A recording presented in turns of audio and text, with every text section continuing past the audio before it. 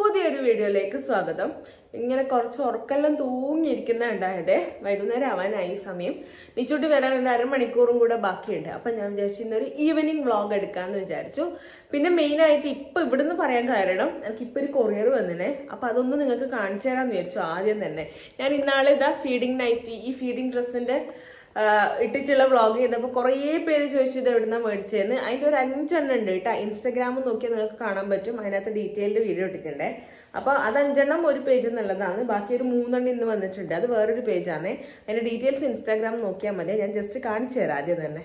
ഇത് ഭയങ്കര മഴയാണ്. രാവിലെ മുതലേ മഴയാണ്. ഇന്നും നാളെയും നല്ല മഴയുണ്ടാവുമെന്ന് കേട്ടിട്ടുണ്ട്.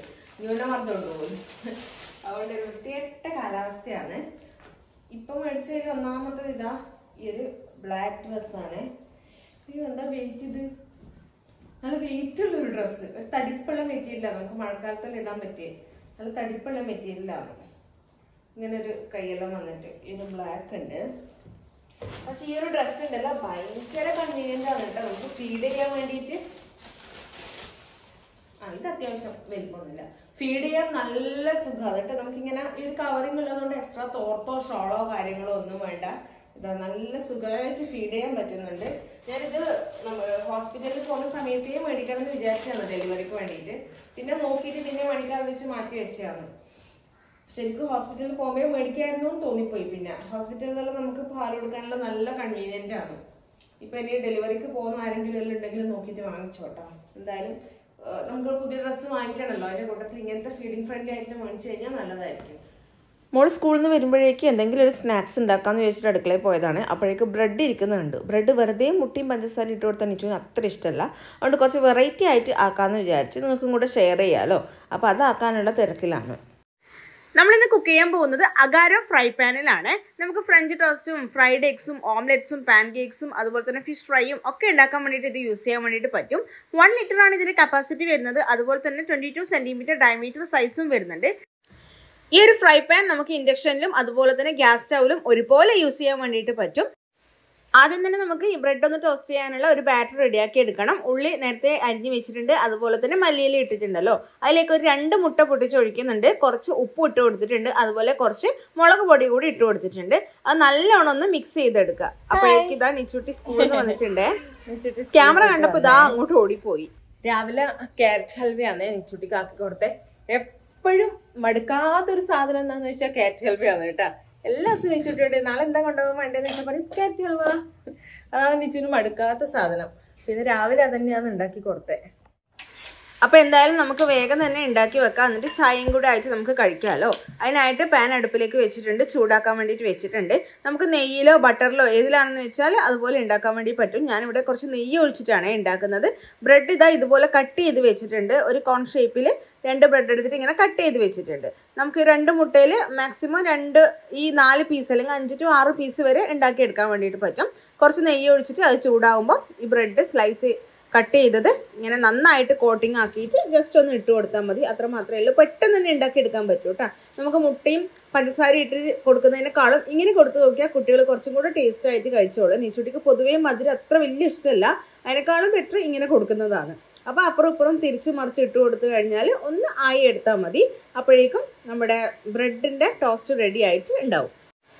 ഒരു 5 മിനിറ്റ് കൊണ്ട് നമുക്ക് പെട്ടെന്ന് തന്നെ റെഡിയാക്കി എടുക്കാൻ പറ്റും.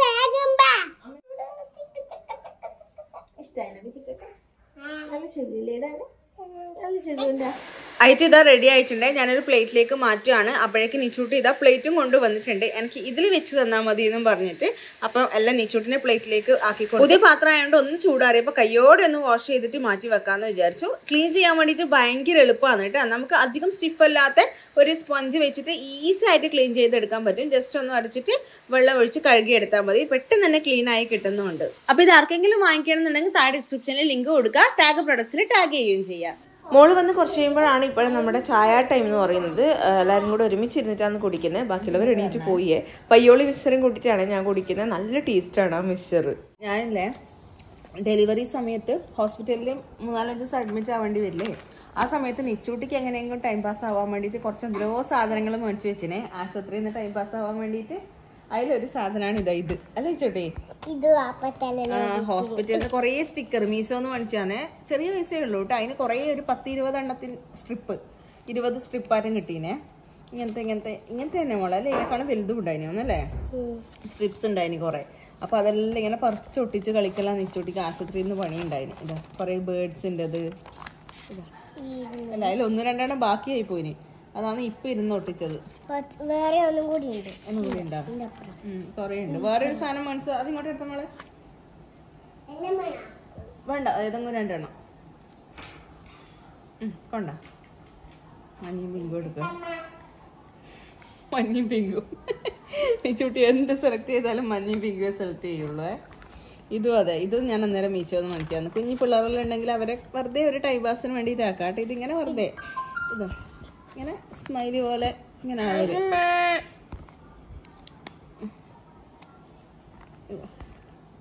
കൊറേ സ്മൈലിന്റെ ഇത് നല്ലുണ്ടല്ലേ? ഇങ്ങനെ വെറുതെ കളിക്കാൻ വേണ്ടിട്ട് ഇങ്ങനത്തെ കുറെ എണ്ണം ഉണ്ട് കേട്ടോ. 2, 4, 6, 8, 10 എണ്ണം. ഇങ്ങനത്തെ 10 എണ്ണത്തിന്റെ ഒരു സെറ്റ് അതും മേടിച്ചിട്ടുണ്ട്. അതിന്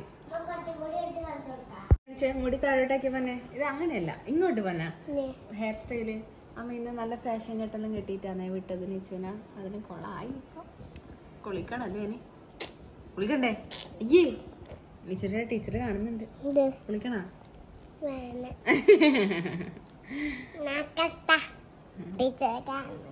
വീഡിയോ കോളല്ല, നമ്മളെ വീഡിയോ കാണുന്ന എല്ലാടെ പൊന്നാ വീഡിയോ കാണുന്ന ടീച്ചർ യൂട്യൂബിൽ ഇട്ടാല്.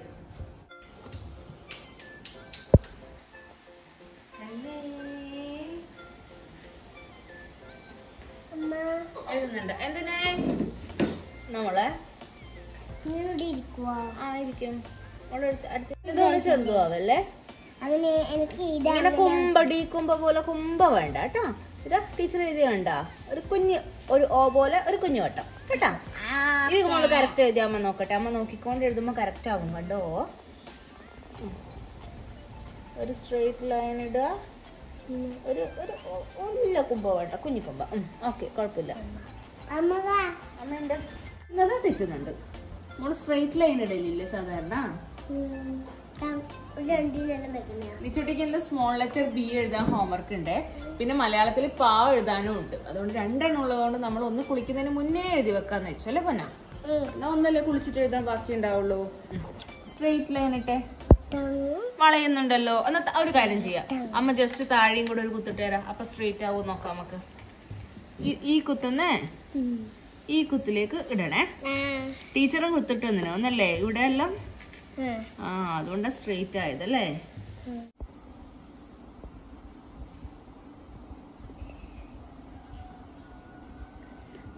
Good, very good. നിച്ചുട്ടിക്ക് ഹോംവർക്ക് കഴിയാനായി. അടിപൊളിയായി. ഇത് കുറച്ചെണ്ണേ ഉള്ളൂ. 3, 4, 5 5 കൂടെ എഴുതിയാൽ നിച്ചുട്ടി കംപ്ലീറ്റ് ആയി അല്ലേ ഹോംവർക്ക്? ബി കംപ്ലീറ്റ് ആയി. Very good. ഗുഡ് ഗേൾ ആയിട്ട് എഴുതുന്നുണ്ടേ. ഇന്ന് അടിപൊളി സ്പീഡിലാണ് നമ്മൾ എഴുതുന്നത്. Very good.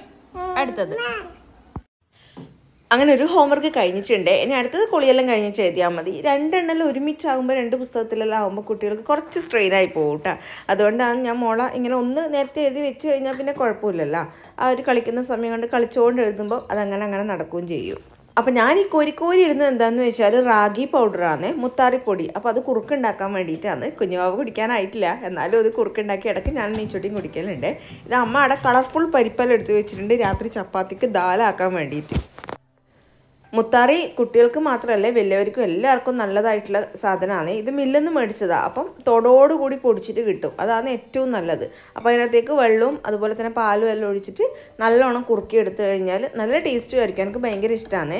നിച്ചുട്ടിക്ക് ആദ്യമെല്ലാം ഞാൻ കൊടുക്കുന്നുണ്ടായത് സദാ മുത്താറി കടയിൽ നിന്ന് വാങ്ങിച്ചിട്ട് വെള്ളത്തിൽ കുതിർത്ത് മിക്സിയിൽ അരച്ച് പിഴിഞ്ഞ് അങ്ങനെ കൊടുക്കുന്നുണ്ടായത്. അപ്പോൾ നമ്മൾ അതിൻ്റെ പിണ്ടിയെല്ലാം അങ്ങ് കളഞ്ഞില്ലേ തൊലിയെല്ലാം. പക്ഷെ പിന്നെയാണ് ഡോക്ടേഴ്സെല്ലാം പറയുന്നത് ആ തൊലിയോടുകൂടി കഴിക്കുമ്പോഴാണ് കൂടുതൽ നല്ലതെന്ന്. പിന്നെ പൊടിച്ച മുത്താറിയാന്ന് വാങ്ങിക്കൽ. പിന്നെ അമ്മ ഇവിടെ പരിപ്പ് കറീൻ്റെ പരിപാടിയെല്ലാം നോക്കുന്നുണ്ട്. തക്കാളി ഉള്ളിയെല്ലാം വഴറ്റിയിട്ടിട്ട് സ്പെഷ്യൽ പരിപ്പ് കറിയാണ് അമ്മേൻ്റെ. അതുപോലെ തന്നെ ചപ്പാത്തിക്ക് അവിടെ കുഴച്ച് വെക്കുന്നുമുണ്ട്. മുത്താറിയൊക്കെ കുടിച്ചിട്ട് കുളിയും കഴിഞ്ഞു കേട്ടോ. എൻ്റെ നിച്ചൂട്ടിന് കുളി നേരത്തെ കഴിഞ്ഞു. അത് കഴിഞ്ഞിട്ട് സെക്കൻഡ് റൗണ്ട് ഓഫ് ഹോംവർക്ക് ചെയ്യാൻ വേണ്ടിയിട്ട് നമ്മൾ ഇരുന്നിട്ടുണ്ട്. ഇപ്പം സമയം 6:40 ആയിട്ടുണ്ട് കേട്ടോ സമയം. അപ്പം ഒരു 6:45 എല്ലാം കഴിയുമ്പോൾ ഒരു 5-10 മിനിറ്റ് കൊണ്ട് എഴുതി തീരുമായിരിക്കും. അപ്പം അതും കൂടെ കഴിഞ്ഞാൽ ഹോംവർക്ക് ഫ്രീ ആയിട്ടുണ്ട്. യാമിക്കുട്ടി തൊട്ടിൽ ഉറങ്ങുകയാണ്. ആ സമയം പിന്നെ നമ്മൾക്ക് ഇവിടെ ഇരിക്കുകയും ചെയ്യാം, ഹോംവർക്കും അങ്ങനെ തീർക്കാമല്ലോ. ഇനി എന്നാ ഹോംവർക്ക്? പായ എഴുതി ബാക്കി പാ എഴുതണം അല്ലേ? എഴുതിക്കോട്ടാ. മോളുടെ ടി വി ടൈം എന്ന് പറയുന്നത് രാത്രി ഫുഡ് കഴിക്കുന്ന സമയത്താണ് ടി വി വെച്ച് കൊടുക്കുക. ബാക്കി പകലൊന്നും അങ്ങനെ കാണിക്കലില്ല. ലീവുള്ള ദിവസം ഉച്ചക്ക് കുറച്ച് നേരം വെച്ച് കൊടുക്കും. അപ്പോൾ ചോറാണ് സാധാരണ കഴിക്കല്. ഇന്ന് നമ്മൾ ദോശ എന്ന് പറഞ്ഞിട്ട് ദോശ വേണമെന്ന് പറഞ്ഞിട്ട് അതും കൊണ്ട് അങ്ങനെ ഇരിക്കുമെന്ന്. നിച്ചൂട്ടി സ്കൂളിൽ പോകാൻ തുടങ്ങിയപ്പോൾ തൊട്ട് നമ്മുടെ വീഡിയോന്റെ അടിയിൽ വരുന്ന കമന്റ് ആണ്, എങ്ങനെയാണ് നിച്ചൂട്ടിന്റെ സ്റ്റഡി റൂട്ടീൻ എന്ന് പറഞ്ഞു കഴിഞ്ഞാൽ വലുതായിട്ട് പഠിക്കാനും കാര്യങ്ങളും ഒന്നുമില്ല, എന്നാലും ഒരു ട്രാക്കിലേക്ക് കൊണ്ടുവരുന്നത് എങ്ങനെയാണ്, അവരെ മോൻ കുറച്ച് എഴുതാനും പിടിക്കാനൊക്കെ ഭയങ്കര മടിയാണെന്നൊക്കെ പറഞ്ഞിട്ട്. കാര്യമായിട്ടൊന്നുമില്ല. നിച്ചൂട്ടിന്റെ കാര്യം പറയുകയാണെങ്കിൽ മോള് സ്കൂളിൽ പോകുന്നതിന് മുന്നേ തന്നെ കുറച്ച് ലെറ്റേഴ്സും അതുപോലെ തന്നെ നമ്പേഴ്സും കാര്യങ്ങളും എല്ലാം പഠിപ്പിച്ചിട്ടുണ്ടായിന്. പിന്നെ അംഗനവാടിയിൽ നിന്ന് ടീച്ചറും കുറച്ച് ലെറ്റേഴ്സിൽ എഴുതിപ്പിച്ചതുകൊണ്ട് കുറച്ചൊക്കെ അറിയാം. പെൻസില് കയ്യിൽ വഴങ്ങുന്നുണ്ട്. ആരുടെയെങ്കിലും മക്കൾ അടുത്ത വർഷം ഇനി സ്കൂളിലേക്കൊക്കെ പോകാനുള്ള കുഞ്ഞു മക്കൾ ഉണ്ടെങ്കിൽ വെറുതെ പെൻസിലും പെന്നൊക്കെ പിടിപ്പിച്ച് ഹോൾഡ് ചെയ്യിപ്പിച്ചിട്ട് ഒന്ന് കൈ വഴക്കിപ്പിക്കണം കേട്ടോ. അങ്ങനെയാണെങ്കിൽ എളുപ്പമായിരിക്കും സ്കൂളിൽ പോകുന്ന സമയത്ത്. പിന്നെ ഹോംവർക്കൊക്കെ ചെയ്യിപ്പിക്കുന്നത് എങ്ങനെയാന്ന് വെച്ചാൽ നമ്മള് ഷൗട്ട് ചെയ്ത് നിർബന്ധിച്ച് ഫോഴ്സ് ചെയ്ത് ചെയ്യിപ്പിച്ചതിനെ കൊണ്ട് ഒരു കാര്യമില്ല. ഞാൻ അനുഭവത്തിന് പഠിച്ചതാണ്. നമ്മൾ തിരക്കാക്കി ഇതാക്കും തോറും അവർക്ക് മെന്റൽ പ്രഷർ കൂടുകയുള്ളൂ. അപ്പൊ അവർക്ക് ഈ കുഞ്ഞു പ്രായത്തിൽ തന്നെ പഠിക്കുന്നത് എന്തോ വലിയ ബുദ്ധിമുട്ടുള്ള കാര്യമാണെന്നുള്ള സംഭവം അവരെ തലയിലേക്ക് കയറും. അതുകൊണ്ട് നമ്മൾ മാക്സിമം ഓരോരോ കുഞ്ഞുമക്കളെയും എങ്ങനെയാണോ അവര് ഇണക്കിയെടുക്കുന്നത് അതുപോലെ നമ്മൾ മാനേജ് ചെയ്യുക. നിച്ചൂട്ടിന്റെ ആണെങ്കിൽ ഇപ്പൊ നമ്മള് സോപ്പിട്ട് സോഫ്റ്റ് ആയിട്ട് പറഞ്ഞ് കുറച്ചിങ്ങനെ പുകഴ്ത്തുവെല്ലാം ചെയ്ത് കഴിഞ്ഞാൽ നിച്ചൂട്ടി വേഗം വേഗം ചെയ്ത് തീർക്കും. അപ്പം ഞാൻ അങ്ങനെയാണ് ചെയ്യുക. കുറച്ച് ഓമനിച്ച് സോഫ്റ്റ് ആക്കി കുറച്ച് അടിപൊളി അങ്ങനെ പുകഴ്ത്തുവെല്ലാം ചെയ്ത് കഴിഞ്ഞാൽ വേഗം വേഗം ചെയ്യുവേ. അപ്പം അങ്ങനെയൊക്കെ പറഞ്ഞിട്ടാ ചെയ്യുക. നമ്മൾ ദേഷ്യം പിടിച്ചിട്ട് നമ്മൾ ഇപ്പൊ ചെയ്ത് തീർക്കണം അങ്ങനെ സ്ട്രിക്റ്റ് ആയിട്ട് പറഞ്ഞു കഴിഞ്ഞാൽ അവർക്ക് കുറച്ച് ബുദ്ധിമുട്ട് ഫീൽ ചെയ്യും. അപ്പൊ മുന്നേ നമ്മൾ വീട്ടിൽ നിന്ന് തന്നെ കുറച്ച് കാര്യങ്ങളൊക്കെ ഇങ്ങനെ പറഞ്ഞു കൊടുക്കും, എഴുതി കൊടുക്കും, എഴുതിപ്പിക്കുകയെല്ലാം ചെയ്ത് കഴിഞ്ഞാൽ കുറച്ചും കൂടെ എളുപ്പമായിരിക്കും. അങ്ങനെയല്ലാന്ന് ചെയ്യുന്നത്. പിന്നെ LKG കുഞ്ഞു മക്കളല്ലേ, നമ്മൾ ഇപ്പോഴേ ഭയങ്കരമായിട്ട് സ്ട്രെസ് ചെയ്ത് പഠിപ്പിക്കൊന്നും വേണ്ട. സ്കൂളിൽ നിന്ന് പഠിപ്പിക്കുന്നതെല്ലാം ആവട്ടെ. അങ്ങനെ ഈ വർഷം കഴിയുമ്പോൾ അവർ കുറച്ചും കൂടി അങ്ങ് എക്സ്പേർട്ട് ആയിക്കോളും. പിന്നെ ഞാനിത് നമ്മുടെ ബെഡ്റൂമിൽ ഇങ്ങനെ ഒരു ചാർട്ടിൽ ABCD വെറുതെ എഴുതി തൂക്കിയിട്ടുണ്ട് കേട്ടാ. Capital letters A to Z വരെ കണ്ടിട്ട് മനസ്സിലാക്കാൻ വേണ്ടിയിട്ട് നിച്ചൂട്ടിക്ക് അറിയാം. ഓൾമോസ്റ്റ് എല്ലാ ലെറ്റേഴ്സും എഴുതാനും അറിയാം. അത് സ്കൂളിൽ പോകുന്നതിന് മുന്നേ അറിയേ. പക്ഷെ സ്മോൾ ലെറ്റേഴ്സ് പഠിപ്പിച്ചിട്ടുണ്ടായിരിക്കും. അതിപ്പോ സ്കൂളിൽ നിന്നാണ് തുടങ്ങി. അപ്പൊ അത് രണ്ടും കൂടെ മിക്സ് ആക്കിയിട്ട് ഞാനിങ്ങനെ എഴുതി വെച്ചു. അപ്പൊ കണ്ട് അവർക്ക് ഡൗട്ട് ഉണ്ടാകുമ്പോൾ നോക്കി അങ്ങനെ കണ്ടു പഠിക്കാലോ, അതിന് വേണ്ടിയിട്ട് അങ്ങനെ എഴുതി വെച്ചിട്ടുണ്ട്. അപ്പൊ ഇത്രയേ ഉള്ളൂ നമ്മുടെ ഇന്നത്തെ വീഡിയോ. അടുത്ത ദിവസം നമുക്ക് നല്ലൊരു വീഡിയോ ആയിട്ട് വീണ്ടും കാണാം. അതുവരെ ടാറ്റാ.